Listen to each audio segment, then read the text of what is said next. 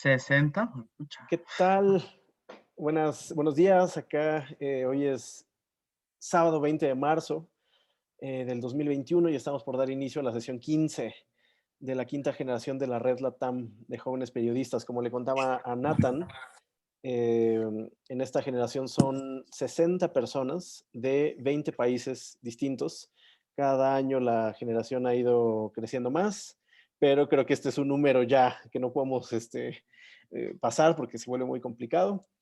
Pero, pues antes de dar inicio propiamente a esta sesión, vamos a presentarnos algunas personas que estamos aquí presentes para simplemente dar como un bosquejo, un panorama de la diversidad regional de esta generación. Entonces, Claudio, por favor, si te puedes presentar.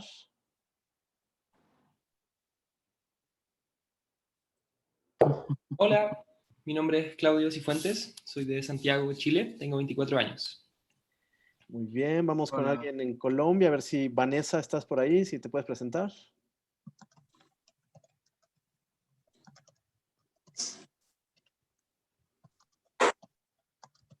Si no, Ana María Flechas. Hola, soy Ana María Flechas, tengo 25 años y estoy en Bogotá, Colombia. Muy bien, una coterránea Ah, tuya. Es que sí estaba. Adelante, adelante, adelante, vas, Vanessa. Hola, ¿cómo están? Soy Vanessa Sarmiento, soy de Colombia, de Bogotá, y pues nada, estoy súper emocionada por esta sesión. Muy bien, muchas gracias. Lilia, por favor. Hola, perdón, me agarraron jugueteando el celular. Hola, yo soy Lilia Balam de México, tengo 29 años. Ok, gracias. Y Joana Oliveira. Hola, no sé si me escuchan. ¿Te escuchamos? Hola, soy Joana Oliveira, tengo 28 años, yo soy reportera en Brasil, desde São Paulo. Muy bien, y por último, alguien del sur, a ver, veamos. No sé, ¿está Mandy? Sí, Mandy. Buenas, ¿cómo están? Soy Mandy de Uruguay y no pongo la cámara. Un saludo. Ok, no escuchamos porque él no ponía la cámara, pero bueno, no puso la cámara, pero Mandy está en Uruguay. Muchas gracias. Bueno, este es simplemente un vistazo, Nathan, porque si no nos llevaríamos 30 Sí, minutos en las presentaciones. Entonces, hay personas de Cuba, hay personas de Puerto Rico, hay personas de Centroamérica, hay personas de, bueno, ya viste, de Brasil, de México, etcétera. Entonces, muchas gracias, Nathan, por acompañarnos una vez más como tutor de la Red LATAM. Y pues, adelante, Nathan, todos tuyos.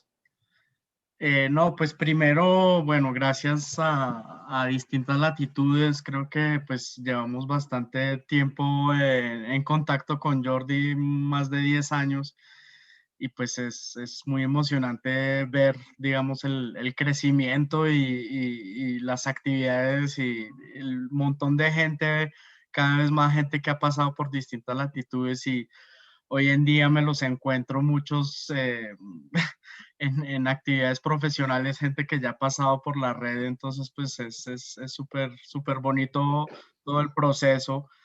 Pues nada, yo soy Nata Hakar, soy de origen suizo, mis papás son suizos, pero nací en Bogotá, en Colombia, donde pues estoy viviendo ahora. Soy de formación historiador y después ya me especialicé en periodismo. Yo empecé acá en Colombia en Revista Semana, no, primero en Verdad Abierta, que es una web sobre el conflicto armado en Colombia. Después estuve en Revista Semana, cubrí internacional, estuve en Nación y después pasé, digamos, tuve un periodo como freelance donde escribí un par de libros, uno sobre eh, carteles empresariales, se llama La Rosca Nostra, y hice otro libro sobre el conflicto armado y minería de carbón en el norte de Colombia. En ese periodo también pues tuve la oportunidad de participar con Conectas como investigador en los Panama Papers, que pues, exacto, Ese es. Estuve en Panama Papers, que fue pues un poco para mí como un gran descubrimiento, o pues hoy no voy a hablar de Panama Papers, pero digamos que para mí fue como algo que me cambió un poco pues la vida como periodista y descubrir todo el tema del periodismo colaborativo. Fue una experiencia muy importante. Después trabajé como un año en una ONG, fue algo un poco diferente, pero pues no me terminó gustando tanto como comunicación, pero después volví ya al periodismo pues puro, por así decirlo. Estuve en El Tiempo, el diario, el principal diario de Colombia, en la unidad investigativa, y hace 3 años ya arranqué como editor para América Latina de OCCRP, que es pues una red global de periodismo de investigación. Estamos, digamos, presentes en 4 continentes. Tenemos pues periodistas en África, en Medio Oriente, en los Balcanes, en Rusia, y también ahora en Sudeste Asiático. Y pues yo soy coordinador en América Latina, donde somos un equipo pues pequeño, somos 4 personas, pero digamos que la importancia de lo que hacemos, más que el número de gente, es también las alianzas. Entonces tenemos numerosas alianzas con periodistas de toda la región, con organizaciones de toda la región, y digamos que por esencia tenemos un trabajo colaborativo. Les voy a compartir mi presentación.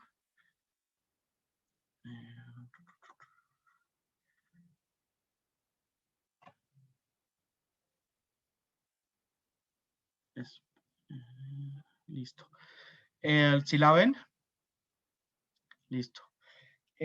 Pues digamos que lo primero pues sí es hablar un poco de lo colaborativo. Nosotros lo que hacemos realmente está en nuestro ADN, el ADN de la organización.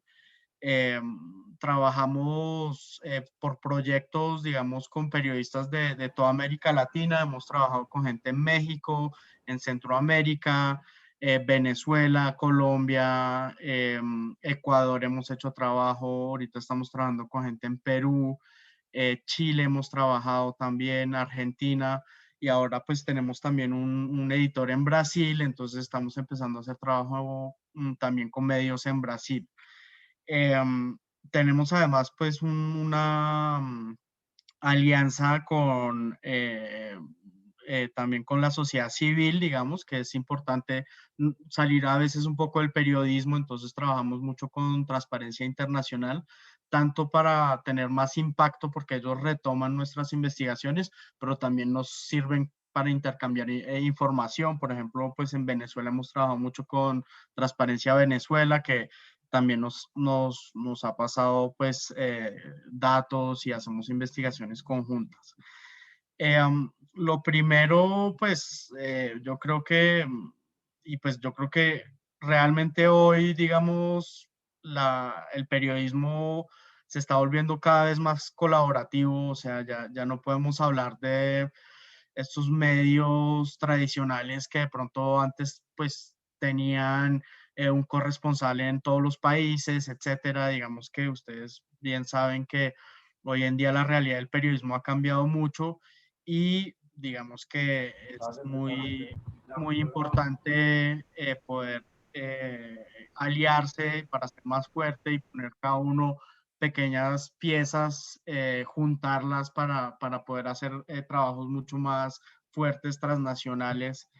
Pero lo primero tal vez es justamente las reglas, cómo se trabaja de manera colaborativa.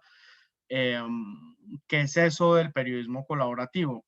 Y yo creo que el periodismo colaborativo es algo mucho más sencillo de lo que se puede pensar. Realmente nosotros tenemos un par de reglas básicas de trabajo.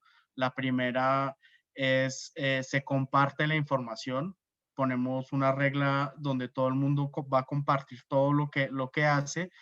Y lo segundo, se pone unas fechas, digamos, que se tienen que respetar.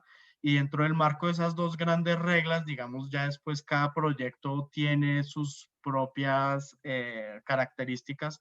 En general, pues siempre es bueno tener a alguien coordinando para que la información fluya y que se logre y que tenga esa visión de decir, bueno, ayúdame con esto, ayúdame con esto, ayúdame con esto.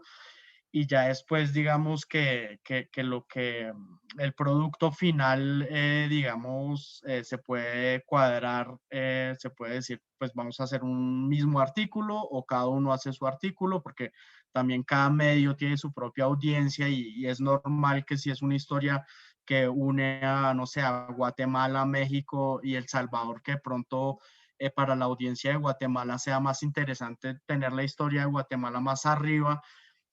Entonces, creo que eh, es importante tener flexibilidad, ser pues bastante organizado con algunos espacios colaborativos, pero pues hoy en día, digamos, nosotros usamos, digamos, espacios seguros, pero pues hoy en día hay, pues obviamente Drive, Slack, grupos de WhatsApp, grupos de Signal, muchas cosas que permiten como ponerse juntos y estar en un diálogo juntos y empezar a compartir información y entonces pues yo creo que obviamente uno piensa en Panama Papers, en grandes investigaciones que obviamente tienen unas complicaciones, pero creo que el periodismo colaborativo pues puede empezar desde cosas muy sencillas, como pues digamos desde temas transversales, como lo ha hecho Distintas Latitudes en varias ocasiones, por ejemplo con el acoso en las universidades, que es un mismo fenómeno en varios países. Eso es pues una forma de hacer periodismo colaborativo, o empezar a buscar historias transnacionales y eso también pues es interesante, porque hoy en día hablar de crimen organizado, por ejemplo, o de corrupción sin el elemento transnacional, pues o sea, se pierde toda una parte de la historia por naturaleza. Digamos que hoy en día, pues, los flujos de dinero, los flujos de migración, los flujos también de empresas que tienen presencia en muchos países, hacen que es cada vez más difícil, creo que, contar una historia sin tener ese aspecto internacional. La primera historia, yo les quería pues un poco contar un poco el detrás de escena de dos investigaciones que hicimos el año pasado, donde pues hay ese elemento internacional y hubiera sido imposible hacerlas sin tener, digamos, una red de periodistas que colaboraran hacia una mismo objetivo en un mismo tema. La primera es la banda de la Riviera Maya. Esto es una historia sobre unos criminales rumanos pues todavía están instalados en la Riviera Maya, o sea, toda la región de Cancún, Cozumel, sobre el Caribe en México. Y ellos se especializaron en lo que se llama el skimming, o sea, en clonar tarjetas de crédito, pero lo hacían de una manera muy masiva y realmente con una tecnología ya muy avanzada, donde ellos incluso tenían una empresa de cajeros automáticos registrada ante las autoridades mexicanas, y los cajeros automáticos no es que estuvieran, pues muchas veces los criminales van a poner como dispositivos para poder clonar tarjetas, pero directamente en el software de estos, de estos cajeros ya venía con un dispositivo de clonación masiva. eh, Era gente muy hábil, porque además al robar, digamos, al sacar plata de las tarjetas, lo hacían por pequeñas cantidades y trataban de tener en cuenta los usos horarios. Entonces, por ejemplo, robaban miles de datos de tarjetas de gente de Estados Unidos, turistas que iban a México, y meses después en Bali, durante la noche, lo que puede ser Estados Unidos, pues le sacaban dinero a estas cuentas. Entonces la gente ya no sabía en qué momento le habían clonado la tarjeta, y además muchas veces era durante el momento de dormir, así que la gente no se daba cuenta, o se daban cuenta muchas horas después, y pues ya el robo estaba hecho.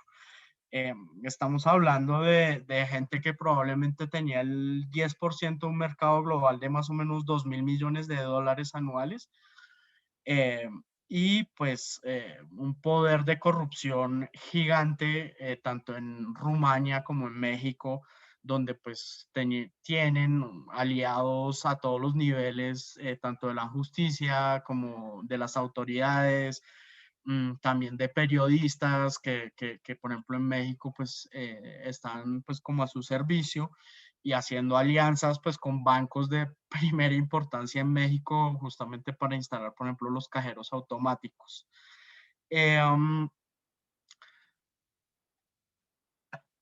Acá les voy a mostrar un pequeño video que es una introducción un poco al tema. Ahí, Nathan, si quieres, detén un segundo, porque Sí. no se escucha el audio. Entonces, si quieres que se escuche el audio, lo que te pido es, deja de compartir pantalla, y cuando vuelvas a dar clic a la opción de compartir pantalla, te va a aparecer un pequeño botoncito que hay que picar, que dice compartir pantalla con audio. Ok. Listo. A ver.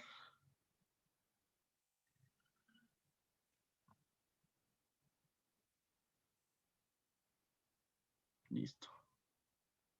Bien. En Rumania, un entierro. 2 padres de luto. En México, 100 cajeros automáticos adulterados que copian los datos de las tarjetas para delincuentes. Detrás de todo, un hombre y una organización criminal internacional.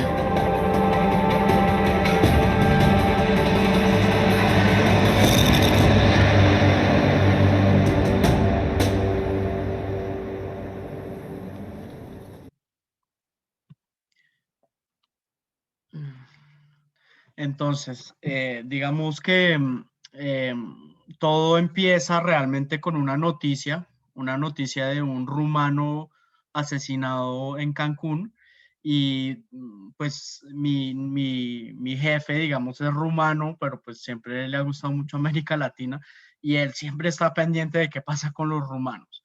Y es increíble ver que de una noticia termina siendo un proyecto multinacional, que nos lleva alrededor del mundo. Digamos que en este caso, pues vemos cómo el crimen organizado es transnacional por naturaleza, porque tenemos un grupo de rumanos basados en México que operaban en Bali, en Barbados, en Granada, en Estados Unidos, en México, obviamente, en Paraguay, víctimas de Estados Unidos, de países de Europa, y lavado de dinero en México, en Rumania, en Brasil, en Estados Unidos. Entonces, ¿cómo nosotros nos enfrentamos, digamos, a una historia que va creciendo y que va teniendo cada vez más tentáculos internacionales? En OSI Sierpi tenemos pues un dicho que es, se necesita una red para enfrentar una red. Cuando estamos enfrentándonos a cosas tan poderosas, a entidades que nos sobrepasan un poco desde nuestro pequeño mundo de periodistas en nuestra pequeña casa, digamos que lo que hace el poder justamente es las alianzas y buscar otras personas con las que podemos trabajar. Cada uno es de su especialidad, y digamos que eh, sería estúpido de mi parte pensar que yo voy a poder conseguir buena información en Rumania o en México, pero yo puedo trabajar con periodistas muy buenos que me pueden ayudar, y que van a conseguir cosas en todos estos países. Entonces lo que hicimos fue pues armar un equipo eh, en México, en Rumania, en Colombia. También trabajamos con gente en Indonesia, en Brasil, y en Estados Unidos, todo el mundo trabajando con un mismo objetivo. OCCRP pues estaba coordinando, digamos, la colaboración, pero pues en México trabajamos con Quinto Elemento, con Mexicanos contra la Corrupción y la Impunidad, y en Rumania con RISE Project, que es también un proyecto de periodismo investigativo. Eso nos permitió realmente acceder a miles de documentos de todo el mundo, documentos judiciales, videos, registros de propiedad, registros de empresa, contratos bancarios. En algún momento podíamos ser, no sé, una veintena de periodistas trabajando juntos. Además, pues de muchas entrevistas con víctimas, con ex aliados de la banda, mafiosos, también expertos, banqueros y testigos, o sea, y también autoridades. Esto nos permitió pues armar un acervo, digamos, de una cantidad de información donde ya podemos empezar a rastrear un poco qué está pasando de un lado, qué está pasando del otro, cómo se une el uno y el otro. Entonces, por ejemplo, empezar a ver giros bancarios hacia, giros no bancarios, sino como de Western Union hacia Rumania, que venían de México. Entonces, ver como a qué personas les llegaban y ver que las personas que les llegaban eran obreros de construcción que trabajaban para gente ligada como a la banda. Entonces, digamos que eso nos empieza como a permitir como a mapear todo y a empezar a poner pequeñas, o sea, como a ir completando el rompecabezas, digamos, con cientos de piezas, cosa que hubiera sido imposible, aun si uno es el New York Times. O sea, digamos que el New York Times obviamente tiene los mejores periodistas y todo, pero un tipo del New York Times no sé si pueda encontrar un archivo así en Rumania o así. Entonces, digamos que uno trabaja con gente muy especializada que le permite, digamos, llegar más allá, y eso es lo bonito de la colaboración. Una colaboración de casi un año, ¿no? Son colaboraciones de 9, 10 meses desde la primera reunión que uno empieza a hablar hasta el momento de la publicación. Entonces, claro, esto toma tiempo, no son los tiempos tradicionales de los medios, digamos, que a veces es sacar algo ya o para mañana o para el domingo, sino pues tomarse el tiempo de hacer el trabajo completo y de poder ir juntando eh, la mayor cantidad pues de información para entender a qué nos estamos enfrentando. Frente a, por ejemplo, las autoridades, pues nosotros tenemos como una ventaja, y es que pues podemos trabajar e intercambiar información de manera mucho más fácil, mucho más diligente, sin tanto papeleo, sin tanta burocracia. Cuando uno está hablando de una colaboración entre la Policía de México y la Policía de Rumania, se imaginarán lo complejo que puede ser y el tiempo que puede tomar. Entonces nosotros como periodistas también no tenemos acceso a la misma cantidad de información que ellos tienen, pero somos mucho más flexibles, mucho más móviles. Entonces creo que eso también es bien interesante, entender que tenemos unas ventajas muy fuertes también para enfrentar este tipo de redes internacionales. Bueno, acá, pues por ejemplo, fotos como de uno de los tipos. Este fue el que se hizo matar justamente, pues que lo mataron en Cancún. Eh, y bueno, finalmente, digamos que la publicación, tuvimos 6 historias, por un lado. Tuvimos un documental que los invito a mirarlo, que está bueno, que dura media hora. Hicimos la publicación conjunta, misma fecha, digamos que esa regla que yo les decía, como todo el mundo intercambia información. O sea, tenemos un sitio donde todo el mundo va poniendo información. Obviamente se necesita gente para, cuando hay mucha información, para que la esté organizando y que pues también esté coordinando y esté viendo un poco los patrones o viendo para dónde van las historias, porque a un momento que se junta la información y pues puede ser un poco abrumador. Entonces sí es importante tener un par de personas o una o dos, no sé, que puedan dirigir un poco, coordinar y ver para dónde va la cosa y tener como el norte frente a la investigación. Hicimos también un interactivo y pues digamos que el impacto fue bien interesante porque inmediatamente, digamos, no hubo un impacto así que pues, o sea, salió, pegó fuerte, pero es interesante ver que 6 meses, no, pues sí, más o menos 6 meses después, en México ahorita desde hace un mes y medio, esto pues se ha vuelto como una noticia grande porque pues le congelaron los fondos, el líder de la banda que se llama Florian Tudor le congelaron todos los bienes, se está averiguando, pues ya hay colaboración entre México y Rumania. El tipo también dice que pues le pidió al presidente una audiencia, o sea, como que la cosa ha escalado mucho y hay nuevos detalles que están saliendo. Entonces nosotros también estamos en un momento donde estamos reviviendo un poco el grupo, pues el grupo nunca se murió, por así decirlo, pero digamos que pues claro, durante estos meses más que a veces como intercambiar algo, pues no, pero ahorita pues frente a esta nueva andanada de información, pues estamos volviendo a trabajar para, pues vamos a ver, de pronto hacer una segunda entrega de esto.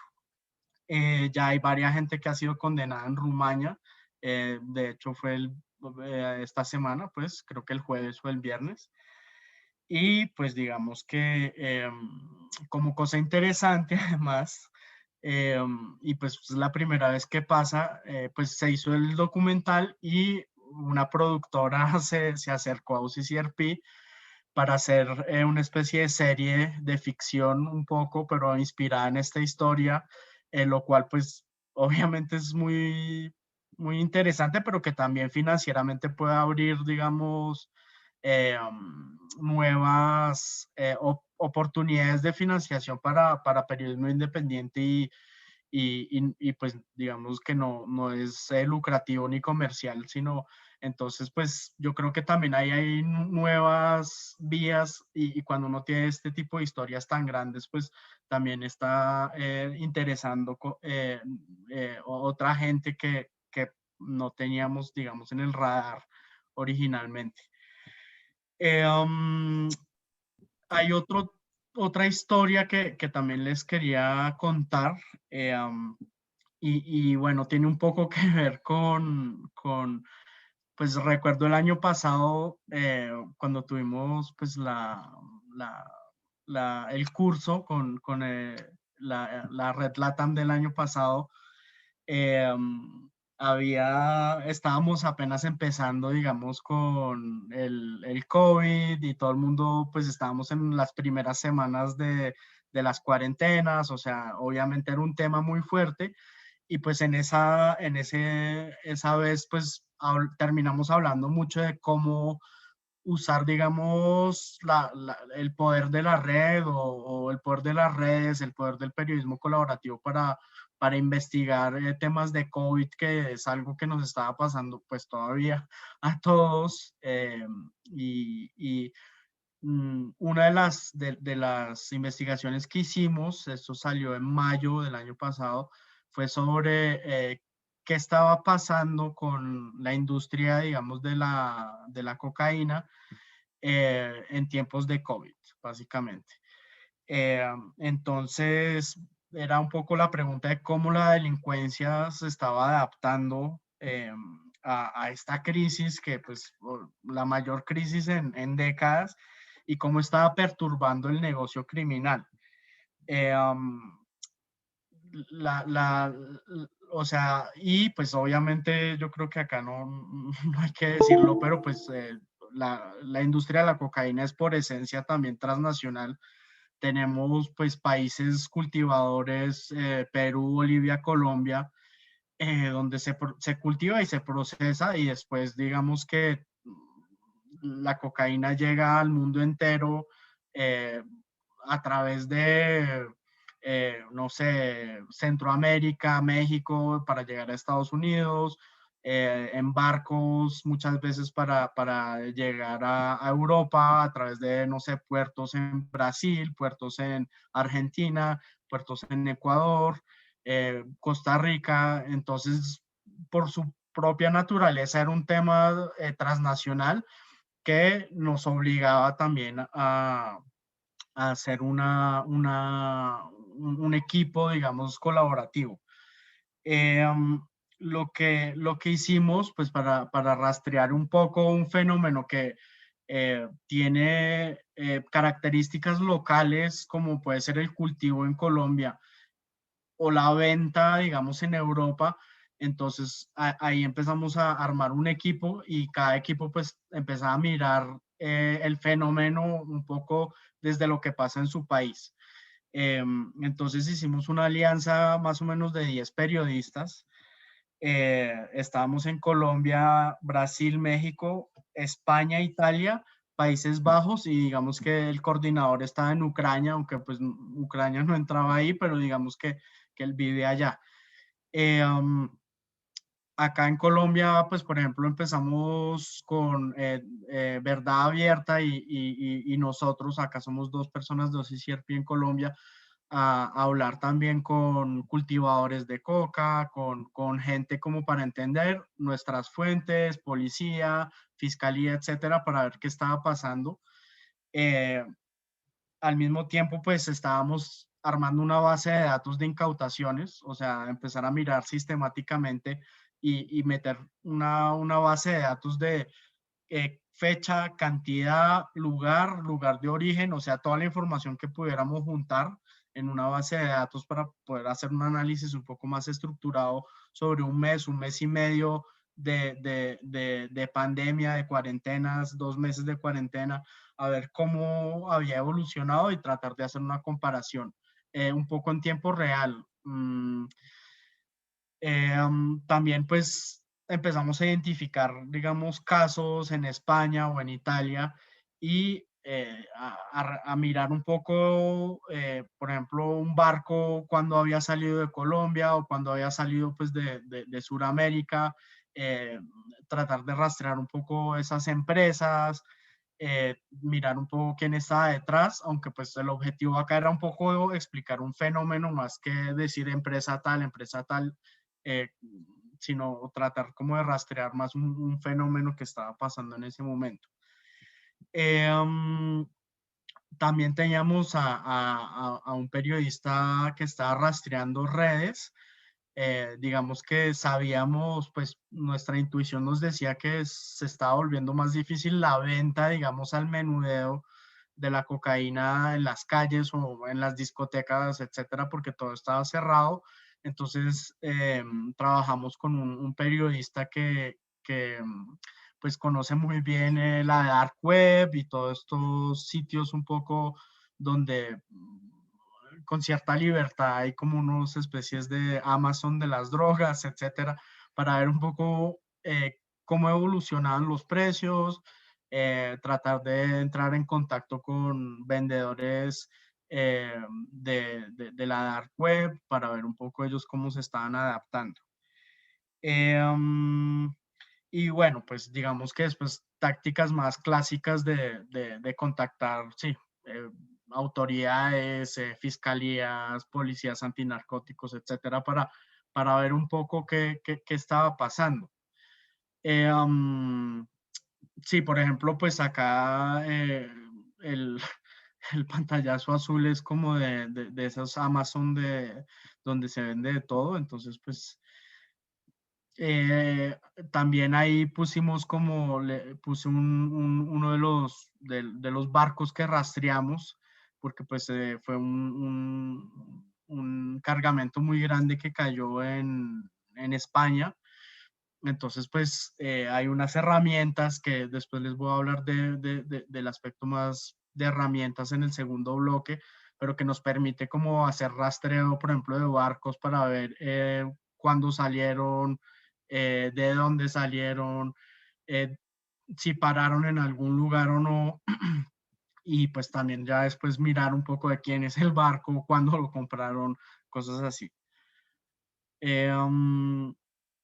Y pues digamos que la gran conclusión es que pues de pronto no sorprende tanto, pero digamos que la conclusión es que el crimen organizado es muy, muy flexible, eh, y tanto en Colombia como en Europa, básicamente, no hubo mayor cambio, y el negocio siguió y siguió incluso más fuerte porque pues se empezaron a vender, por ejemplo, reservas que tenían, porque pues no sabían si iban a poder seguir pues produciendo, o entonces también se pusieron sobre el mercado toneladas y toneladas y vimos un aumento, o sea, de las incautaciones de droga frente al año pasado, frente al 2019.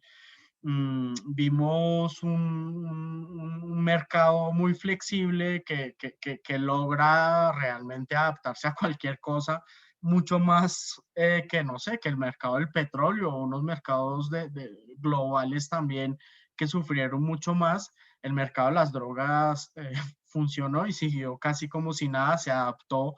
Claro, se buscaron nuevas rutas, algunas rutas volvieron un poco, por ejemplo, en Colombia vimos que se volvió algunas rutas más por la selva, se dejó de usar por un tiempo menos los submarinos, etcétera, cosas así, pero pues digamos que el flujo siguió. Y bueno, pues claramente hay una reflexión pues sobre la futilidad de la guerra contra las drogas cuando en una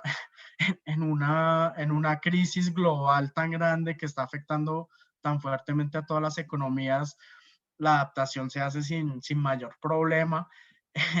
O sea, ¿qué quiere decir eso? O sea, o sea, apuntando un poco al absurdo también de esta lucha y de lo que está pasando. Y otra conclusión, y creo que eso es algo interesante que tenemos que seguir mirando, es un poco eh, el, o sea, estas mafias se están llenando de dinero a pesar de todo, y todos nuestros países, el mundo está en crisis, digamos. Entonces, claramente hay una oportunidad también para lavar aún más el dinero, introducirse aún más en la economía legal, lo cual pues sí es un peligro, digamos, y que es algo que hay que estar mirando con lupa, y yo creo que es algo que va a estar pasando en los próximos años, donde vamos a ver, pues yo creo que todo el mundo ha visto muchos negocios en sus barrios y todo que pues han quebrado, entonces pues claramente hay gente que está llegando con dinero fresco a comprar estos negocios y a montar lavaderos, etcétera, en situación de crisis. Digamos que también es pues una oportunidad bastante grande hacia la economía legítima.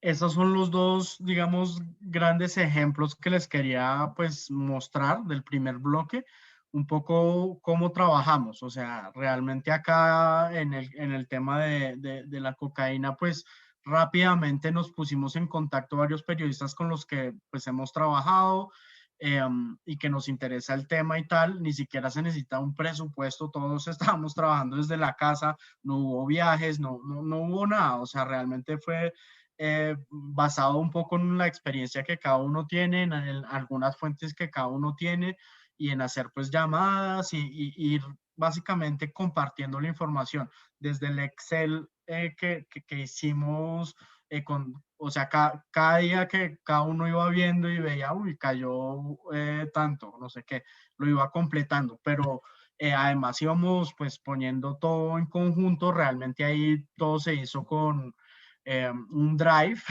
donde íbamos poniendo información por países, los documentos, etcétera, etcétera, y cada uno pues estaba encargado, sabía qué tenía que hacer, sabía hasta dónde tenía que ir, y pues el coordinador después cogió todo y pues digamos que armó un artículo global. Eso no es fácil tampoco, porque pues a veces uno tiende mucho a escribir desde lo que uno sabe, desde lo que uno le interesa, entonces pues eso es un reto, pero pues para eso también hay editores que van a tener una visión un poco más global y van a estar un paso un poco más atrás con más perspectiva. Entonces, básicamente fue eso, o sea, como hacer reuniones y ponerse de acuerdo sobre, bueno, esto es el producto que vamos a sacar, va a ser en tal fecha, o pues digamos, pero eso es la clave, o sea, que sea transparente, digamos, la colaboración, que sea transparente las reglas de juego, que todo el mundo adhiera a eso. Siempre puede haber problemas, porque a veces, digamos, no, es que en México acaban de arrestar a tal y tenemos que sacar esto ya, y los otros pues no les conviene esa fecha, entonces digamos que siempre hay negociaciones que se pueden hacer ahí dentro, pero digamos que lo importante es tener ese respeto, y yo creo que luego ya es intercambio de trabajo y pensar un poco, pues no sé si muchos trabajen todavía en redacciones, pero esto es una redacción donde cada uno está en su casa, pero pues es el mismo espíritu de división de trabajo, no sé, pues en una sección, por decir sección deportes, tú cubres el partido, tú cubres el técnico, tú cubres los hinchas, y después todo el mundo junta el material y se saca un artículo conjunto sobre cómo fue el partido y cómo fue el desarrollo. Entonces, básicamente es pensar así como si fuera una sección de un periódico, de un diario más, de un medio más tradicional, pero pues cada uno está en su casa, cada uno está en su país, digamos, con su especialidad, entonces pues poco a poco uno se va especializando, pero el periodismo colaborativo creo que ni siquiera tiene que ser sobre temas de corrupción, de crimen organizado. Yo, pues es mi experiencia y lo digo porque por naturaleza son negocios que son transnacionales, entonces obviamente pues nosotros es natural, pero creo que la colaboración se puede hacer tanto en periodismo deportivo como en periodismo cultural, como en todo el periodismo. Realmente es más una manera como de acercarse a los fenómenos y montar esas colaboraciones. No sé Muy bien, si Nathan, si hacemos quieres, preguntas ahora. sí, aprovechamos, si quieres deja de compartir un momentito la pantalla. Claro. Tenemos una pregunta de Gerson, entonces si quieres, Gerson, adelante. A ver. Hola, ¿qué tal? Aquí desde Perú. Sí, mi pregunta va sobre la relación con las fuentes y sobre todo con las fuentes en la policía o en la fiscalía. ¿Cómo hacen que sea compatible o cómo las manejan cuando están investigando a un caso que incluso tiene algunos policías incluidos o que están relacionados al acto criminal? ¿Cómo hacen para que finalmente la información que están manejando no llegue a estos funcionarios que están involucrados? ¿O qué tan factible es eso? Pues es algo que pasa mucho, digamos. O sea, cada tema tiene su estrategia, ¿sí? O sea, realmente lo importante es pensar, o sea, definir estrategias de investigación desde el principio, pero pues también poderlas adaptar según lo que pasa. Entonces, por ejemplo, el tema en México, pues de los rumanos sabíamos que había un tema de mucho cuidado. Entonces, por ejemplo, ahí lo que vamos a hacer, y eso es también, pues lo colaborativo también permite que de pronto los de México no se encarguen de todo, sino que si hay que hacer, por ejemplo, un pedido de información pública donde va a aparecer mi nombre y donde yo voy a tener que, eh, digamos, van a saber que yo como persona estoy buscando información de tal cosa, de pronto eso lo podemos hacer desde otro país, ¿sí? O una persona que esté menos expuesta desde otra ciudad o algo así, pues porque incluso el periodismo colaborativo puede ser en un país, o sea, en un mismo país. Entonces, digamos que eso nos permite a veces como eh, que haya menos exposición para el periodista que está en el sitio, y que sea más bien otra persona que, pues, como hay comunicación, dice, no, pues pide esta información, pide esto, o tú haz la llamada o tú mandas el correo como diciendo, estamos investigando sobre tal cosa, sabemos que hay funcionarios involucrados, pero de pronto eso lo va a hacer alguien en Rumania, ¿sí? O sea, le mandamos el correo en español y todo, pero o sea, digamos que es más difícil ligarme a mí como periodista frente a esto si es una persona desde Rumania que está haciendo esas preguntas. Entonces también eso nos da como tácticas que a veces podemos usar para enfrentar ese tipo de cosas. Muchas gracias, Nathan. Gabriela, por favor. Hola, ¿qué tal? Soy Gabriela de Monterrey, México. Yo tengo una duda. Hace rato comentabas sobre cómo, bueno, que usaban Drive para compartir información, pero pues sabemos que también hay información como muy delicada que tal vez en un hackeo o algo no podría ser expuesta. No sé si tienes otras herramientas más, poquito, que puedan proteger más la información que manejas para evitar precisamente estas filtraciones, estos hackeos. Sí, pues, o sea, yo menciono Drive porque es gratis y pues todo el mundo puede acceder a ello. Drive pues puede tener algunos niveles de seguridad, pues desde pues compartir solo con la gente, o sea, no tener como un link compartido a cualquier persona que tenga el link que lo pueda abrir. Entonces, pues como unas mínimas prácticas, digamos, de seguridad para tener. Obviamente, pues nosotros usamos Signal, que creo que es como lo mejor a nivel de encriptación y pues como que nos da tranquilidad sobre el tema. Entonces, si están trabajando temas pues más sensibles, yo diría usen Signal. Por Signal pueden intercambiar información, mandarse mensajes, mandar documentos y lo pueden tener en el computador como el WhatsApp, entonces es bastante práctico. Luego nosotros usamos una tecnología que se llama Confluence. Confluence es el dueño un poco de ese software y es una cosa que se llama los wikis. Los wikis son páginas, o sea, esto está dentro de nuestros propios servidores, entonces digamos que está, pues a prueba, pues uno nunca sabe, ¿no? Pero digamos que no está en los servidores de Google ni nada, sino en nuestros propios servidores. Entonces esa información, pase lo que pase, la tenemos nosotros. Son páginas colaborativas que pues funcionan un poco diferente de un Drive. Trabaja más por páginas, por subpáginas. Entonces no es como poner información en un mismo sitio, sino pues sirve para organizar y para también compartir cualquier tipo de documentos. Sí, pues, pero esto es un software pago, entonces digamos que pues una organización pues como la nuestra sí lo puede hacer y lo hace, pero pues yo sé que mucha gente pues desde su casa y eso no es tan fácil. Entonces yo diría que el Google Drive sí se puede usar, pero con cuidado, digamos.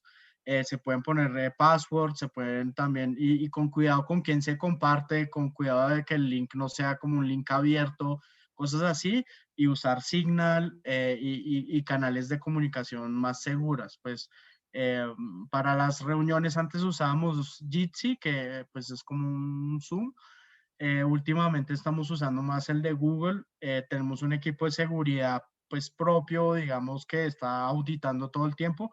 Nos dicen que es relativamente seguro y que el Drive pues no es lo ideal, pero digamos que está bien si uno tiene cuidado. Entonces, digamos que sí, pero pues es importante poder tener espacios de compartir todo, porque pues si no, cada uno tiene un Word en el computador y eso, y la cosa pues no fluye tan fácilmente. Muchas gracias, Nathan. Juliet.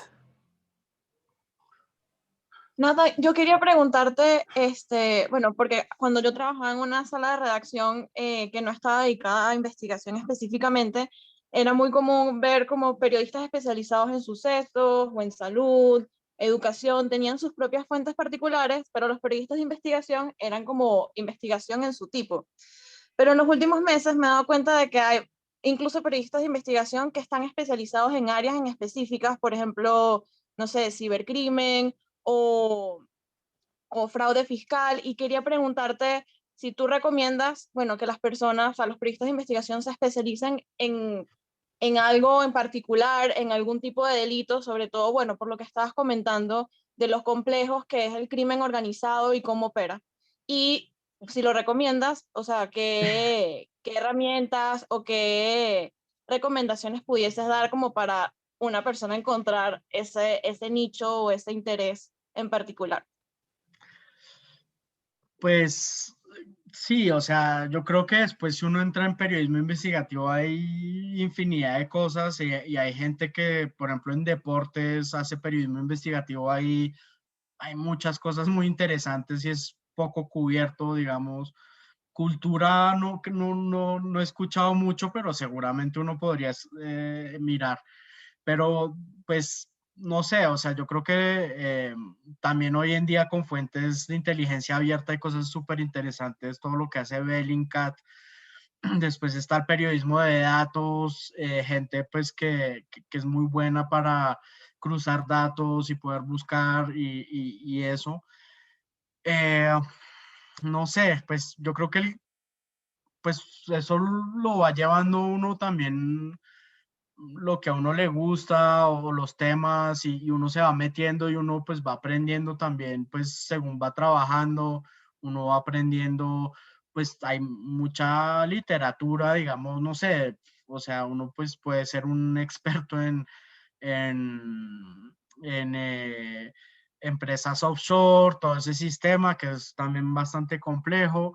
Realmente es pues infinito, o sea, hay gente haciendo periodismo investigativo con periodismo ambiental, que creo que ahí también pues es muy interesante y hay mucho por hacer. Pero pues, pues hay muchos documentos y pues uno poco a poco pues se va, digamos, empapando de un tema. em, pero pues no sé, no, pues yo creo que según un poco o sea, el periodismo lo va llevando uno por un camino y uno también va haciendo sus fuentes y tal, pero pues no sé, yo diría, por ejemplo, yo no me considero experto en nada, ese es el típico, un mar de conocimiento, pero un centímetro de profundidad, no sé, pero digamos, o sea, tengo colegas que sí son casi que contables y que pueden leer un expediente y entender de qué estamos hablando y claro, o sea, esto es un plus y pues como jóvenes periodistas, claro, si ustedes pues empiezan como a especializarse en algo digamos que es un campo que pues ya al final no hay tanta gente, o sea, digamos que uno se va especializando y claro, o sea, es un gran plus si uno es el experto en tráfico de fauna silvestre y no sé qué, o de minería o tal, pero digamos que pues yo hago un poco de todo, o sea, yo pues yo hago temas ambientales, temas de empresas offshore, temas de corrupción. Es un método de trabajo, yo diría, una gran parte, y bueno, después uno se puede especializar, pero pues también ahí la importancia es también tener un método y ir desarrollando ese método que le permita a uno adaptarse también a algo que no es que si no es fútbol, entonces yo no sé, no. Yo creo que como periodistas también tenemos que ser flexibles y ir desarrollando métodos que nos permitan también abordar, porque uno no sabe por dónde pues salta la liebre, o sea, por dónde te va, la historia a dónde te va a llevar. Muy bien, muchas gracias, Nathan. Gracias. Tenemos dos preguntas más para este bloque, pero antes quiero hacerte una pregunta, Nathan. Entiendo que el bloque 2 tiene que ver justo como con términos, herramientas. Y luego el bloque 3 era, teníamos la intención de hacer un ejercicio práctico. Entonces, Sí, no sé por el tiempo si podemos unir los dos bloques, el 2 y el sí, 3. sí. Entonces, vamos a tomar las dos preguntas que El quedan aquí. ejercicio es muy, no es, es más, sí, más, bueno, es divertido, no es nada muy Si no es muy complejo complejo, ni entonces lo tardado. podemos hacer. Sí. Claro. Entonces, Claudio, por favor, y después Joana. Hola, justo te quería hacer una pregunta sobre una investigación que estuve releyendo de Bellingcat hoy día en la mañana, en la que logran rastrear a las personas supuestamente que trabajaban para el gobierno ruso y que envenenaron al opositor Navalny. Me llamó mucho la atención porque ellos hacen la advertencia de que construyeron toda la información utilizando información que sacaron del mercado negro de datos que existe en Rusia. Te quería preguntar si ustedes trabajan con este tipo de fuentes. Lo mencionaste incluso cuando en esa investigación que utilizaron información del mercado negro de drogas. Eso por una parte, si es que ustedes lo utilizan, porque ahí en esa investigación hacían la advertencia de que en Latinoamérica funciona completamente distinto y los términos de seguridad son mucho más altos que en Rusia. Y en segundo lugar, también hay una pregunta sobre la ética de ocupar este tipo de fuentes que no son oficiales, que son, entre comillas, de un mercado negro. Muchas gracias. Pues no, yo, o sea, yo sé que Bellingcat normalmente trabajaba fuentes abiertas, o sea, solo cosas que cualquier persona puede hacer desde su computador.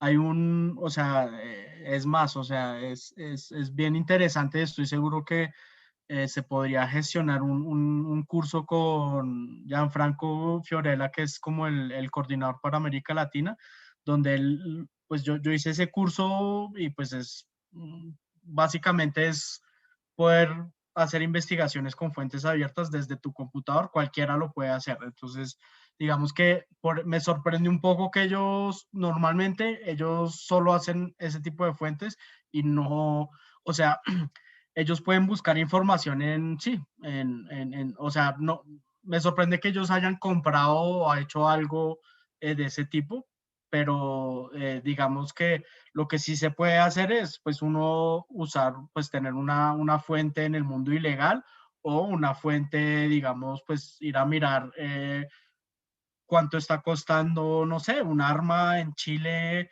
en el mercado negro, digamos que pues puede ser una investigación interesante ver un poco cómo se está moviendo el mercado negro en Internet en Chile y pues nos toca como periodistas mirar, ¿sí? O sea, yo no le veo problema ético a entrar, digamos, a esos mundos ilegales, o sea, nosotros pues sí le veo un problema ético si, pues, si yo empiezo a comprar un arma o si empiezo a comprar cocaína o si yo entro como en unos, digamos, acuerdos con gente del mundo ilegal como se ha visto, o sea, bueno, dame la información, pero yo no te menciono, cosas así, ahí ya se complica.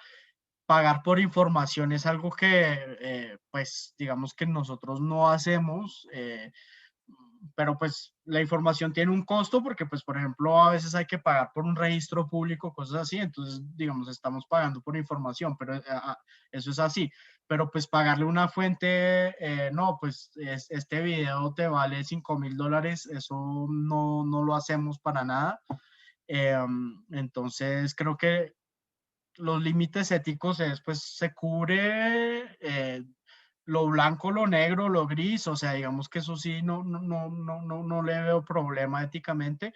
Ya el paso digamos, eh, transar con una fuente a cambio de algo, pagar por algo, eso sí me parece un problema grave y a nosotros no nos dejarían y nos pues, o sea, realmente nos regañarían bien feo si hacemos eso. No son las prácticas que tenemos, pues. Muchas gracias, Neida. No sé por qué me imaginé así a una tía con una chancla regañando. Y bueno, por último, para cerrar Es un gringo el que regaña. Vamos a cerrar este bloque con Joana Osorio, por favor. Hola, Nathan, ¿cómo estás? Yo tengo dos preguntas. Una que creo que está un poco relacionada con la de Claudio, con respecto a las fuentes. No sé si ustedes solo trabajan con investigación digital de datos abiertos o si también utilizan filtraciones. Si utilizan filtraciones, ¿cómo hacen para verificar la veracidad de la información que les pasan pues las personas que les filtran información? Y la otra pregunta tiene que ver con los equipos. O sea, tú decías, por ejemplo, que ustedes tienen gente en el equipo que de repente es como muy buena con números o con otras cosas. Me imagino que para estas investigaciones tan grandes necesitan equipos como multidisciplinarios y personas de repente en áreas distintas al periodismo. O sea, por ejemplo, a mí una investigación de ustedes que me impresionó mucho fue la de la lavadora de Azerbaiyán, porque eran muchísimos registros. Entonces, ¿con qué equipo tienes que contar para organizar pues una data tan grandísima, ¿no? Como la de este proyecto, por ejemplo? Gracias. Bueno, sobre las filtraciones, digamos que sí trabajamos mucho con filtraciones. Por ejemplo, hace poco sacamos una serie sobre empresas de Luxemburgo. Eso es una filtración del registro público de allá. Entonces, digamos que eso sí es un dilema ético, justamente. Primero porque cómo fue obtenida la información, y ahí realmente no tengo una respuesta definitiva. Nuestro punto es si es información de interés público y que el público debería, digamos, poder saber sobre eso, si es digno de publicar, ¿sí?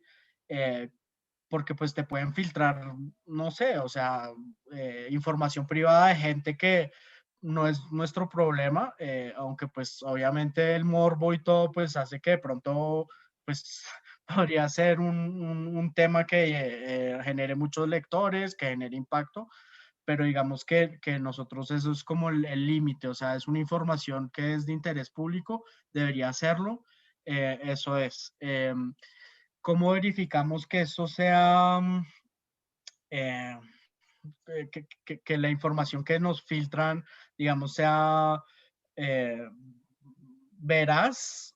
Pues digamos que primero, pues, o sea, hay cosas que, hay a veces elementos que uno empieza a sospechar, que le parece raro, no sé, pues si son documentos bancarios, pero está como todo súper mal escrito, o sea, hay muchos ojos, o sea, digamos que la ventaja de tener equipos así es que mucha gente va a empezar a mirar las mismas cosas y si empieza a ver como patrones raros, también obviamente pues la fuente, pero pues digamos que muchas veces a mi nivel yo no sé quién es la fuente, o sea, realmente llega un paquete y trabaje sobre eso, entonces, pero pues digamos que la gente que está como más en contacto con la fuente original, pues también tiene una responsabilidad en eso para no dejarse, pues como decimos, meter un gol.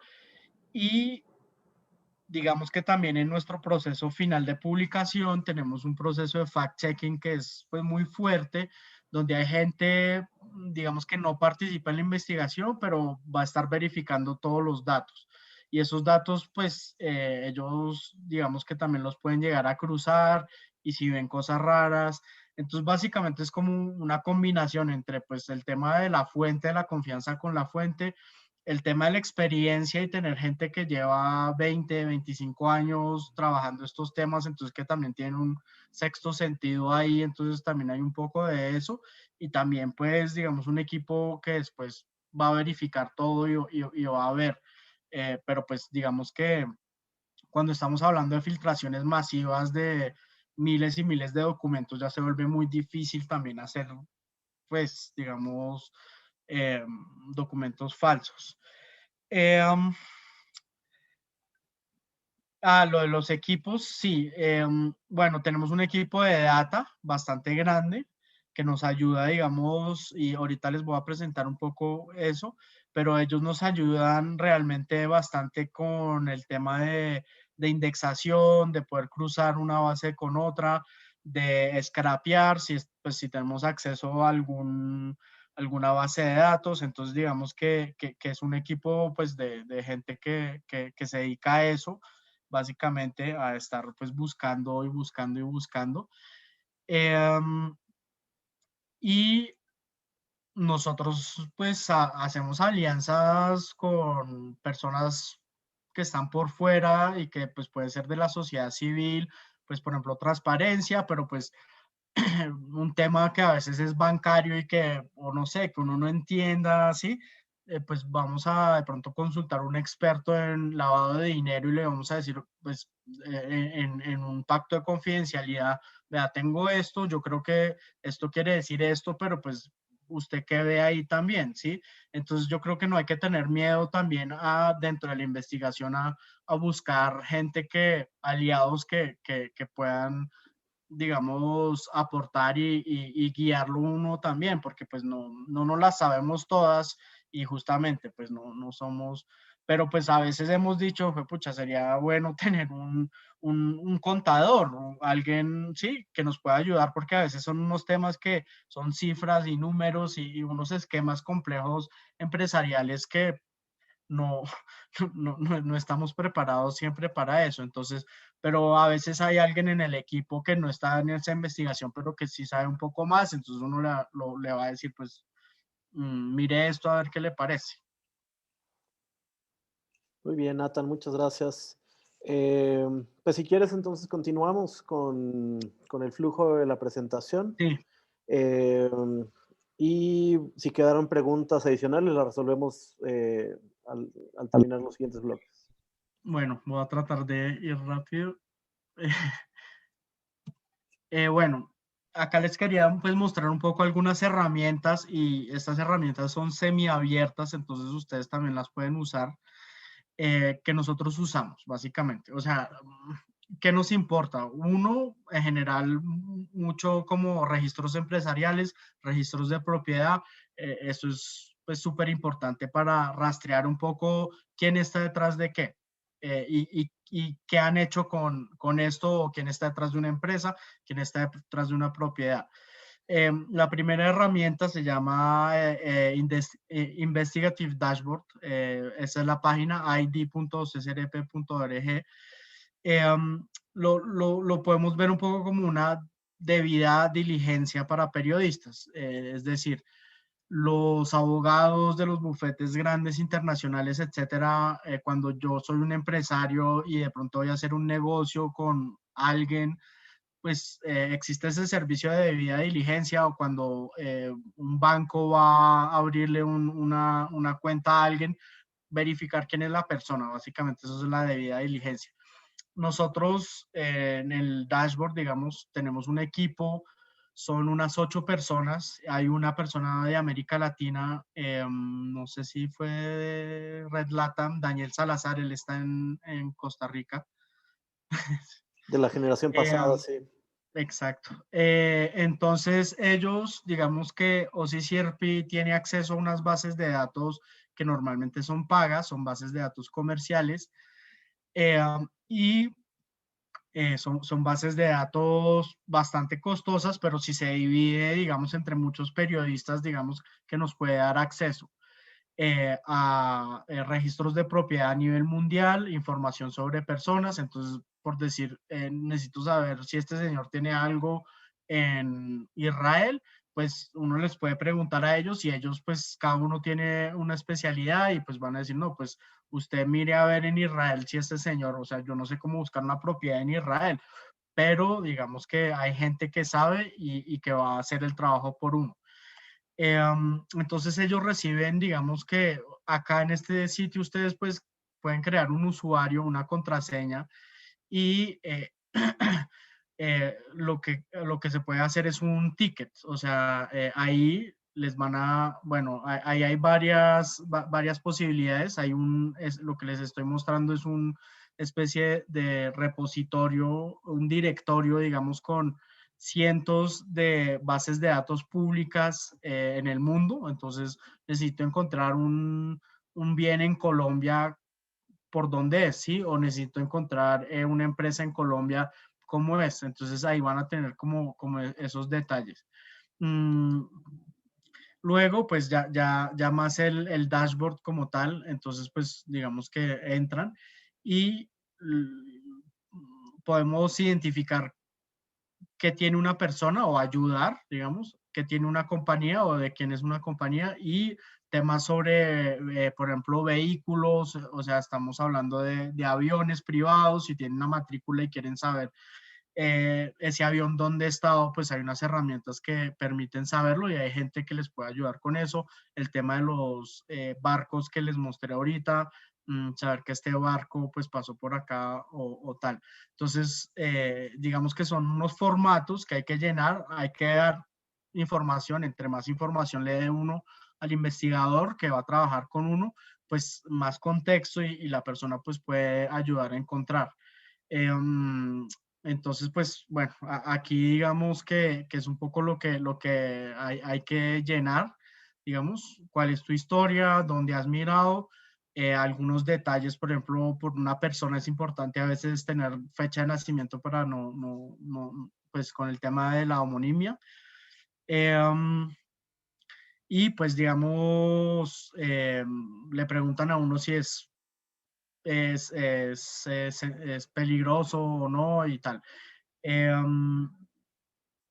Eso, digamos, eso es parte del servicio del dashboard. Entonces, también, también tienen una herramienta acá como para ayudar, digamos, a hacer visualizaciones de redes. Entonces eso es útil cuando uno está investigando, no sé, empresas, cosas así bastante complejas, donde el dueño de tal es dueño de tal, que es dueño de tal, y se arman como unas telarañas. Entonces, como para poder, digamos, organizar, esto también pues es de libre acceso y se puede bajar y pues se puede trabajar, digamos, en cada uno en su computador. ¿Qué bases de datos se manejan? Se maneja Import Genius, que yo lo he usado mucho, que sirve, por ejemplo, para pedir movimientos de importación y exportación de una empresa o de un producto. Entonces, por ejemplo, yo sé que estoy haciendo una investigación sobre el tabaco, el contrabando de tabaco, y quiero saber quién ha sido como el proveedor, o sea, quién ha traído tabaco a Colombia, tabaco chino o lo que sea, qué empresas. Entonces ahí yo ya puedo decir, no, pues tengo una base de datos de importaciones de tabaco y ya pues puedo mirar como quiénes son los clientes, quiénes son las empresas. Ah, bueno, me aparece esta empresa en Panamá. Entonces yo ya tengo un par de empresas de interés y yo ya en Panamá, digamos, que ya puedo empezar a mirar estas empresas con más detalle. Entonces, Import Genius es súper bueno, ayuda mucho también, pues como a rastrear un poco un producto, quién está comprando mercurio en Colombia, quién está importando, cosas así. O temas de narcotráfico también, que se mueve mucho por productos legales. Entonces, esta empresa, desde cuándo está activa, qué tan grande es. Un tema LexisNexis, que es como una base de datos como de empresas y que permite ver un poco los socios de cada empresa, cosas así. El tema de aviones, ahí hay un tema interesante porque hay unos rastreadores, digamos, cooperativos que se llama ADS-B Exchange, y ellos tienen como transponders en muchas partes del mundo que van mirando qué aviones van pasando. Entonces, digamos que yo llevo una matrícula de un avión y con eso pues puedo saber que ese avión estuvo durante los 2 últimos años en Rusia, en no sé dónde, en tal. Eso también ellos lo pueden ayudar con eso. ¿Qué otra base de datos? Por ejemplo, acá estamos con Panadata, que es como de información de empresas de Panamá, pero también ellos, pues si tengo una necesidad de pronto de saber una empresa en Chipre o en Malta, quién está detrás, pues ellos saben cómo conseguir el registro de esa empresa allá y le mandan uno los documentos.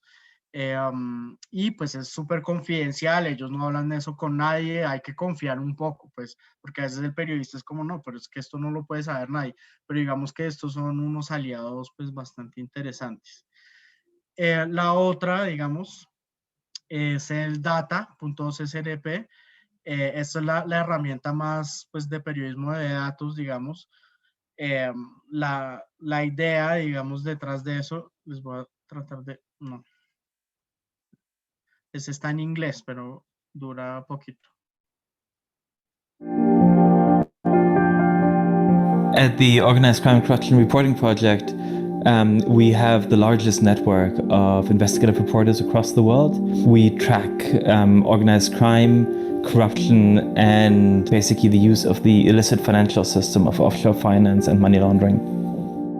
So imagine you receive like 1 million bank transactions as part of a leak that details money laundering. And the question is, how do you track who's behind it? How do you track where the money went? What we've been doing at OCCRP is we've been working on a system that combines a massive data archive and a data search technology. I mean, it's literally like a Google of corporate information. OCCRP data is our main tool for reporting. Just a few minutes ago, our Zero reporter just looked up a name and suddenly found a company, which basically fills in another piece of puzzle. The OCCRP data platform allows you to access 1.5 billion records from databases across the world, including court records, land registry, company documents. I think what sets OCCRP data apart is that it combines both a technology aspect and an archive of data that's unique. Let's say you receive a leak of emails, so you can upload that leak of emails into the system. It'll be processed, it'll become searchable, but then it will also become linked to all the other data in the system. And then you can take all that data, kind of look at this combined picture, and also collaborate with other journalists across different countries. It's something we cannot live without. You know, very often it leads to another chapter in the story.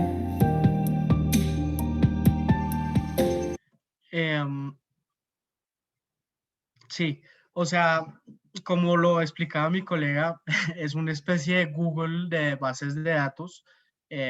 O sea, digamos que ahí se van indexando bases de datos y bases de datos y bases de datos de todo, digamos. O sea, ahí, por ejemplo, está desde Wikileaks hasta, no sé, bases de datos de registro de propiedad de Florida, por ejemplo. Entonces eso nos permite pues cruzar una y otra, ver, por ejemplo, de los que salen en Wikileaks, quiénes tienen empresa en Florida o propiedad en Florida, con cualquier tipo de base de datos. Entonces digamos que nos permite cruces masivos de varios datasets, como le llaman, para llegar como a positivos, ¿sí? Poder empezar a identificar, digamos, cruces y decir, ah, bueno, pues este señor sale en esta base de datos de Wikileaks y además tiene empresa en Miami. Entonces, bueno, si es el objetivo de mi investigación, pues claro que es un avance bien interesante. Pero pues digamos que no es solo eso, sino también la manera y un poco pues la pregunta de Joana, o sea, cuando nos llegan estos leaks, por ejemplo, de 20,000 emails de, no sé, de México, del Instituto de la Propiedad Rural, no sé qué, o sea, ¿quién va a tener la capacidad de leerlos? Y, o sea, entonces lo interesante es que acá ellos van a hacer un trabajo de indexarlo para poder volverlo mucho más amable para la búsqueda para nosotros como periodistas. Entonces, por ejemplo, ya vamos a poder buscar por nombre, vamos a poder buscar por palabra clave, vamos a poder buscar por país, por ejemplo. Entonces, por ejemplo, con lo de Luxemburgo, hace poco se logró una copia del registro público de Luxemburgo. El registro público de Luxemburgo normalmente no permite buscar por nombre, sino por empresa. Entonces, cuando uno tiene una empresa identificada, pues puede saber de quién es el dueño de la empresa, pero son 100,000 empresas, entonces pues digamos que es muy difícil.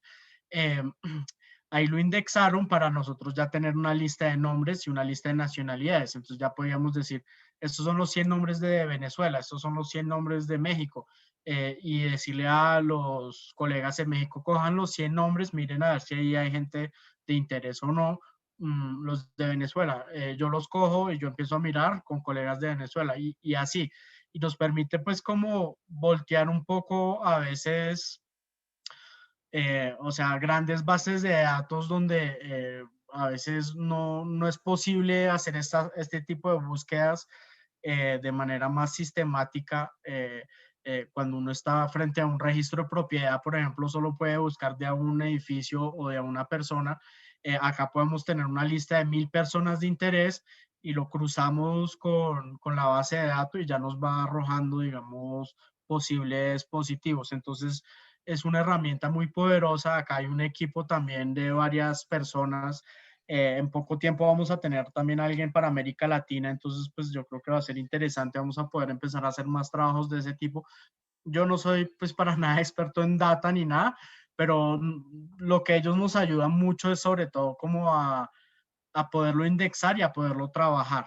Entonces, claramente, pues si ustedes algún día tienen un dataset gigante sobre un tema y pues que trabajarlo en un Excel es muy complejo, pues digamos que nosotros también estamos ahí como para ayudar y pues para mirar si lo podemos indexar y como decía pues el compañero también nos va a permitir linkearlo a todos los otros datasets para ver si el señor tal sale en un dataset de, no sé, exportadores rusos, quién sabe qué, sí, pero digamos, entonces como que nos permite multiplicar realmente como nuestra posibilidad como de investigar.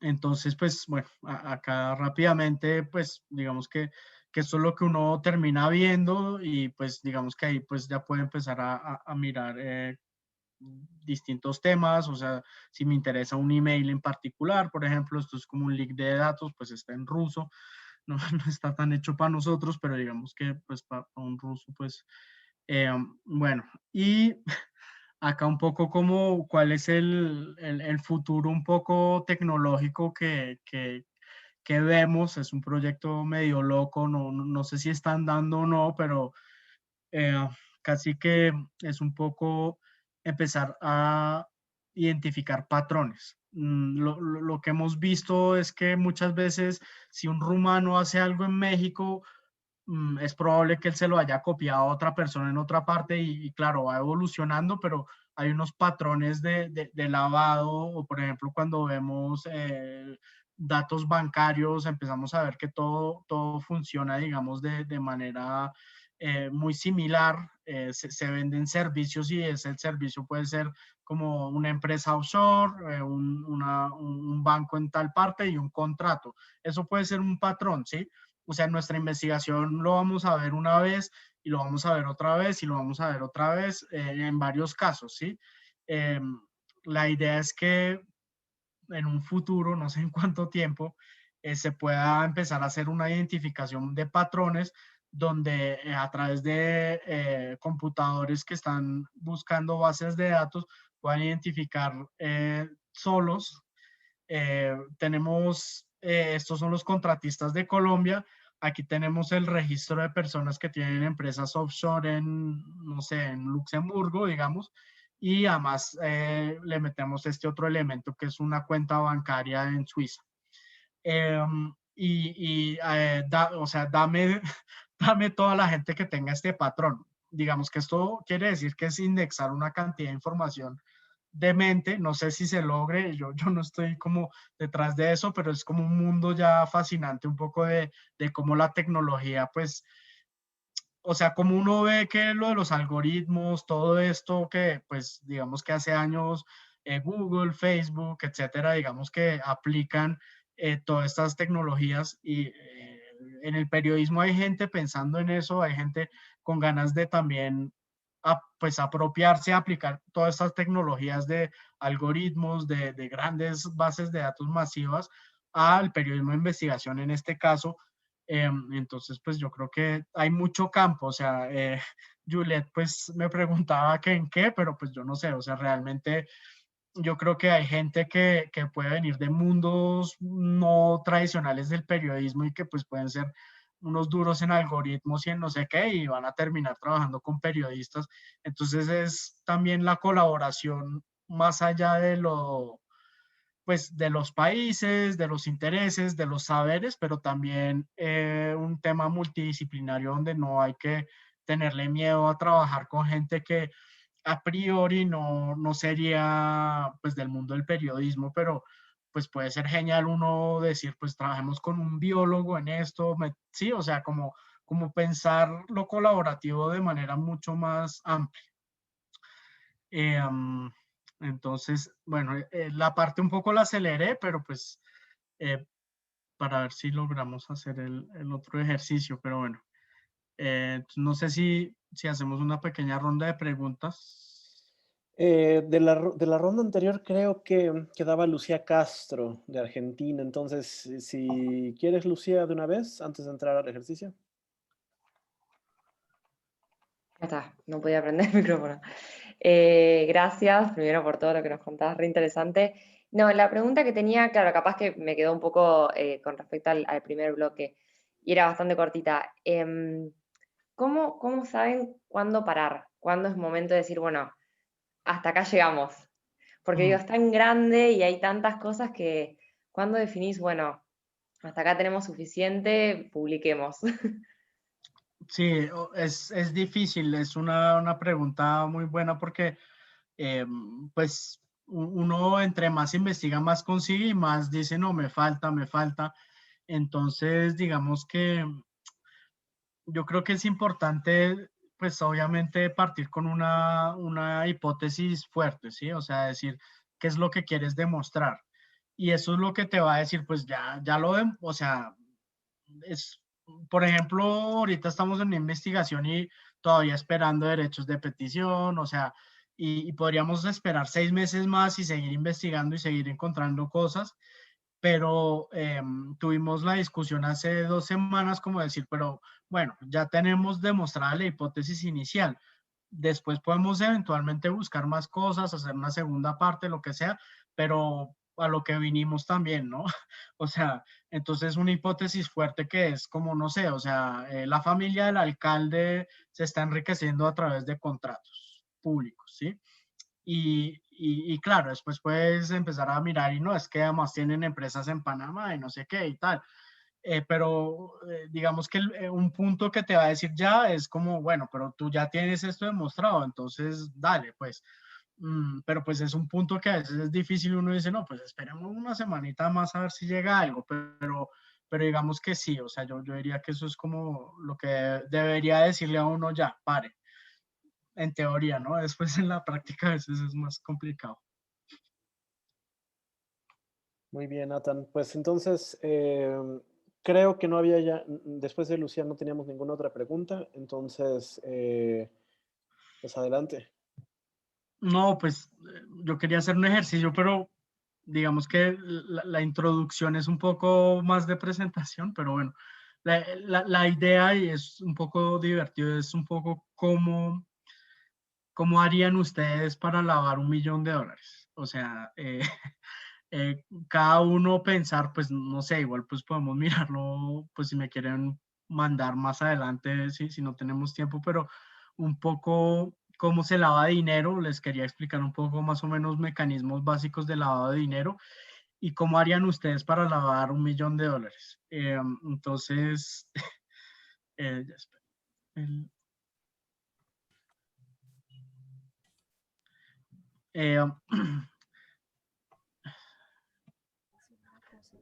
pues digamos, rápidamente, ustedes saben que el dinero sucio pues es derivado de actividades ilegales y pues que básicamente el lavado es cómo se camufla el dinero que es de origen ilegal para tratar de volverlo legal y poder, digamos, tener un uso legítimo del dinero para poder disfrutarlo, básicamente comprar propiedades o poderlo usar, digamos. Entonces, hay un proceso de cómo cojo un dinero negro y lo blanqueo para pues ya poderlo usar sin mayor problema. El lavado de dinero es como la piedra angular tanto del crimen organizado como de la corrupción. Pues los humanos somos, muchos son digamos, muy atraídos frente a hacer dinero y todo, y pues digamos que esto es hay 13 etapas claves, digamos, lo primero es tratar de colocar, digamos, los fondos en instituciones financieras o en una economía minorista. Estamos hablando como de pequeñas tiendas de barrio, donde la contabilidad de pronto no es tan fuerte, cosas así, o empezar a tener pequeñas cuentas bancarias.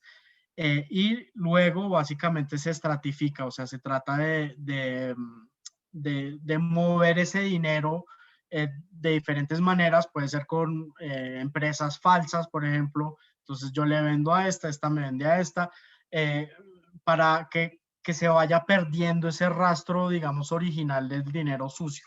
Entonces yo tengo una pequeña tienda que no me importa si hay un cliente o no, yo estoy lavando dinero. Es una tienda que no va a mostrar pues mucho,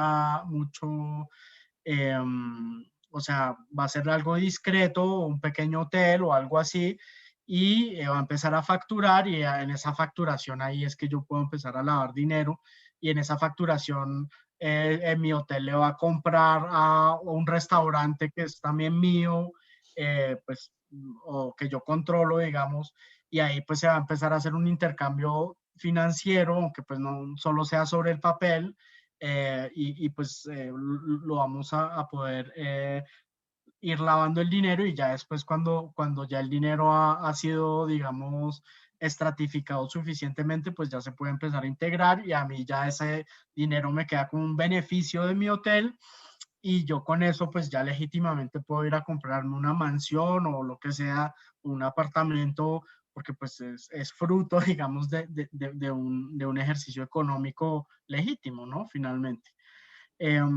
Ahí pues hay múltiples aliados, no es que uno lo haga solo ni nada, sino pues los bancos, todo tipo de servicios financieros, compañías de seguros, los servicios de giros, por ejemplo, pues se ve mucho el tema que yo voy girando poquitas sumas, pero de manera masiva, por ejemplo, para mover el dinero, el negocio inmobiliario, por supuesto, y pues obviamente siempre tener un buen abogado, un buen contador que le ayude a uno. En este tema es muy clave el tema de paraísos fiscales, empresas fachadas, digamos.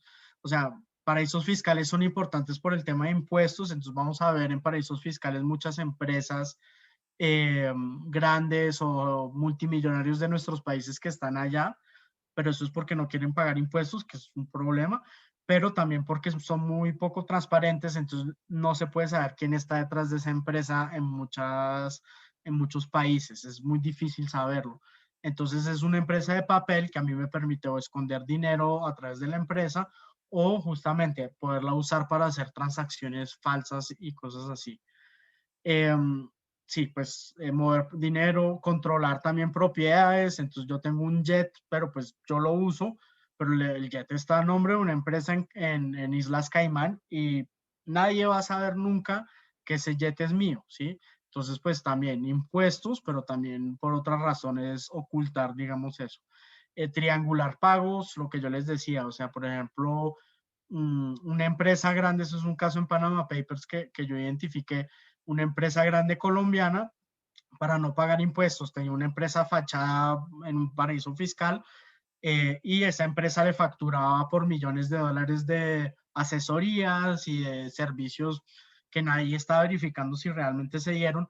Entonces, en vez de pues pagar impuestos, digamos, por eso es un gasto para la empresa que está pagando $1 millón por un servicio. Y pues sí, termina también siendo unos laberintos empresariales donde podemos tener una empresa que es dueña de otra empresa, que es dueña de otra empresa. Entonces se vuelve cada vez más difícil saber de quién es esa empresa. Tuvimos el caso de los Macri, por ejemplo, ahorita en Luxemburgo, donde el hermano del presidente Mauricio, el Gianfranco Macri, participó, digamos, en unas operaciones con energía eólica, un tema bastante escandaloso en Argentina, porque pues digamos que hay un conflicto de interés muy claro entre hermano presidente y hermano empresario, eso es clásico de los Macri, y digamos que para hacer todo ese negocio y todo, pues usaron Luxemburgo porque pues era difícil saber quién estaba detrás del negocio. Entonces, poca transparencia me permite a mí también pues hacer ese tipo de jugadas. Entonces, eso, sí. Me hubiera gustado explicarles un poco más, pero como está un poco apretado, yo quería solo que se tomen, no sé, 5 minutos, pero como para divertirse un poco, si un par de ustedes me puede como decir cómo sería su lavado de dinero, de lo que han entendido un poco y de pronto si quieren un poco cómo se podría investigar desde el periodismo colaborativo y con estas herramientas, o sea, un ejemplo así que se les venga a la cabeza, como mi empresa, no sé. Ok. Entonces, si quieren, nos tomamos unos minutitos y sé que había un par de personas que tenían también comentarios o preguntas. Camila. No, que se me ocurría que quizás con una discoteca, porque estaba pensando en esto de que no entregas facturas ni comprobantes, y bueno, pues al menos acá en Ecuador, tú vas y compras una bebida y puedes poner en números que por un shot de tequila cobraste $20, cuando seguramente cobraste 2 o no sé, pero bueno, yo creo que en una discoteca lo haría. Sí, es bueno. Pero después, ¿qué harías o sea, y declaras la discoteca? Hay muchos elementos que le puedes también meter, digamos, a tu esquema, ¿no? O sea, una discoteca es muy bueno porque es puro cash, además, en general. Pues, bueno, se puede pagar con tarjeta, pero no es raro que una discoteca se mueva con efectivo. Entonces, pero pues también le podrías decir, no, pues también voy a poner otra empresa que sea como el proveedor de música, ¿sabes? Como cosas que son como, bueno, sí, pero tú qué estás vendiendo, no, este es el entretenimiento, entonces ahí vamos a poner otra. Podemos poner una por fuera en Panamá o en algún lado así diciendo, no, es que ellos le están haciendo la publicidad, ¿sí? A la discoteca, pero pues sí, es una empresa de allá y que y ahí pues ya podemos empezar a mover, digamos, dinero de un lado a otro eh, con falsas facturas y falsas cosas, entonces sí puede ser. A ver, El creo mundo que, de la creo, noche. creo que Gabriela estaba comentando un caso real. No sé si anda por acá, Gabriela. Sí, bueno, era de una empresa de trajes de baño y cosas de playa, que estaba como que en todas las tiendas en varios centros comerciales, y pues era como muy sospechoso porque nunca veías clientes, ¿no? Y entrabas y las cosas estaban bonitas, pero eran como que precios muy caros o así, y luego de repente todas las tiendas aparecieron con sellos de que estaban siendo como fiscalizados, un rollo así, y clausurados. Entonces, bueno, la historia acá era que esa empresa se dedicaba como que a eso de lavado de dinero. O sea, las organizaciones criminales van a tratar de hacer algo masivo si pueden, porque obviamente una discoteca, pues para un pequeño capo como Camila está bien, pero si necesitamos realmente algo más masivo, donde estamos hablando de millones de dólares casi que a diario y todo, ya es más difícil porque ahí va a ser demasiado, pues, notorio, ¿sí? El tema, digamos, de los textiles también es un tema interesante porque hay mucho contrabando textil y pues, por ejemplo, no sé si sea el caso ahí, pero digamos que los narcos también para no mover dinero y porque el contrabando es mucho menos arriesgado, también están siendo pagados, por ejemplo, en Estados Unidos o en China, no en dinero, sino en mercancía. Entonces, digamos que una de las tácticas de lavado es también traer mercancía ilegal y pues ya después se vende acá y el dinero ya entra acá. Obviamente después hay que volverlo a lavar, pero por lo menos no se está trayendo dinero desde Estados Unidos o así, sino que se está trayendo mercancía ilegal, pero o sea, un contrabandista pues es mucho menos grave, digamos, el riesgo que el narcotráfico o que el dinero esté circulando. Entonces, pues puede ser. Ok, ahí también veo que hay personas que han mencionado que pondrían una cadena de hoteles, como sucede en Sí. algunos países. Sí, claro. Yo tengo yo recuerdo que estaba una vez en un concierto muy grande y había hecho una entrevista a uno de los organizadores y nos decía que ellos movían más o menos 120,000 soles, que son, no sé, $60,000 por noche en un solo concierto, y casi todo era al contado, ¿no? Y ellos tienen muchos proveedores. Incluso hace poco estaban investigando a unos empresarios madereros para ver si estaban lavando dinero a través de su empresa productora de conciertos.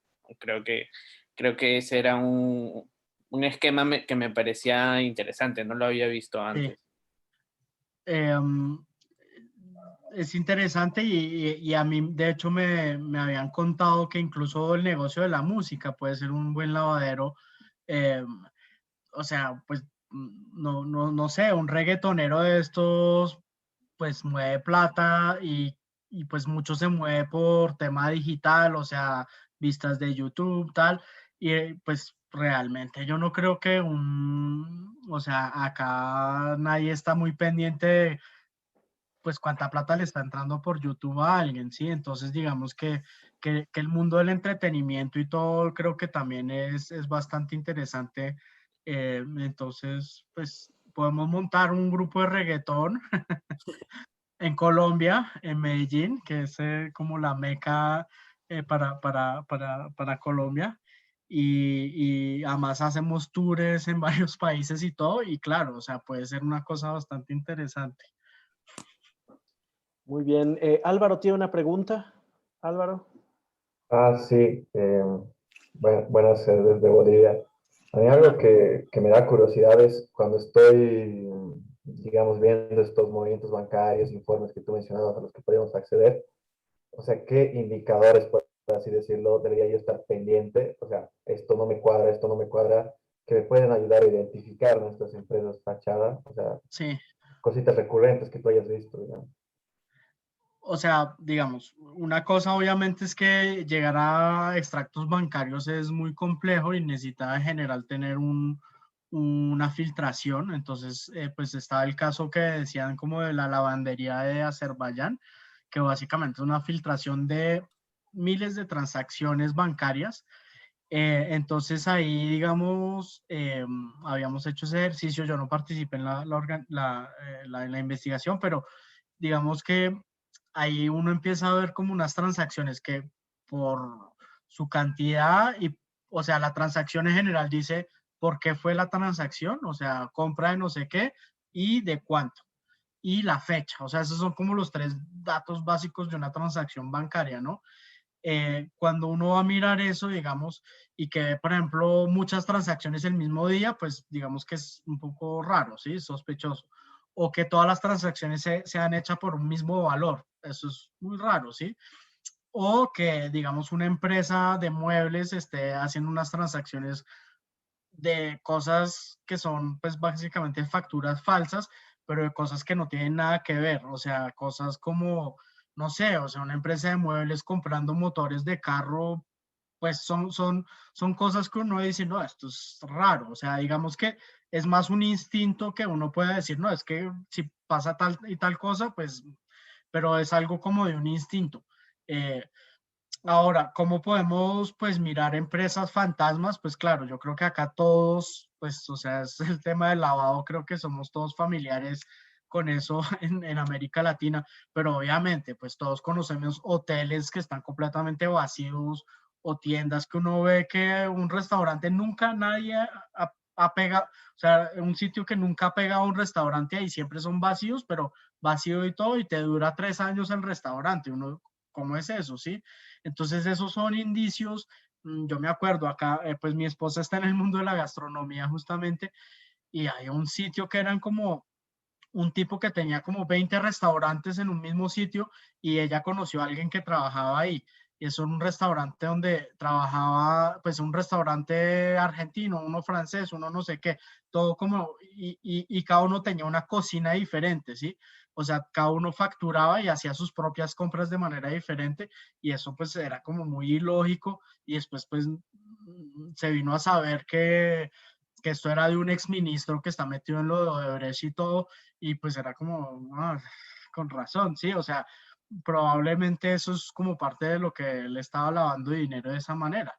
Entonces, claro, hay indicios que cuando uno dice esto es pinta de lavadero, pues eso uno sabe, pues todos, o sea, todos lo sabemos, porque lo hemos visto y uno dice como, el negocio está muy, muy raro, o sea, un restaurante en mitad de la nada, entonces ese tipo de cosas. Ya cuando uno va más allá, obviamente, pues la presencia de empresas en Panamá, en sitios pues así de paraísos fiscales, pues es también una alerta que uno diga, pues raro, o sea, ¿esto por qué? Sí, o sea, no es que sea ilegal, no es ilegal tener una empresa en un paraíso fiscal, pero digamos que acá qué, sí, o sea, que quieren esconder, no sé, eso como que le permite a uno empezar a hacerse algunas preguntas. Gracias. Yo tengo una duda. ¿Qué tan frecuente es, por ejemplo, que se utilicen figuras como asociaciones civiles para lavar dinero?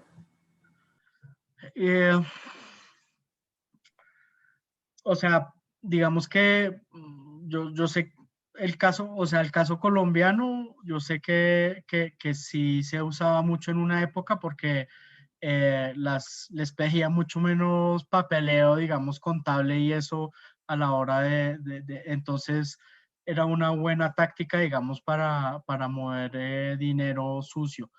Muchas veces, por ejemplo, en el caso de Rumania, de los rumanos, de la banda, uno de los, pues como el cerebro un poco detrás de todo esto, el tipo tiene una ONG del tema del autismo. Igual su hijo es autista, pues tiene el síndrome, entonces es, digamos que entendible también, ¿sí? Pero pues puede ser una manera también de justificar entradas de dinero, unas donaciones, cosas así, y pues como es no lucrativo y eso, entonces pues digamos que se puede manejar el dinero por sueldos muy jugosos, que no, es que este es el presidente de la fundación y tal, entonces se puede manejar el dinero así. Sí, pues sin duda puede ser interesante. Muy bien, Nathan, pues mil gracias por esta sesión. Yo creo que vamos a detener acá la grabación. Muchas gracias por compartirnos nuevamente pues estos tips, estas herramientas. Sobre todo, bueno, también con la invitación a que las usen, si es que les llega a interesar. Si tienen preguntas, ahí les dejé mi correo. Bueno, Jordi lo tiene también, pero ahí está en el chat. O sea, nosotros estamos interesados en buscar y trabajar con gente.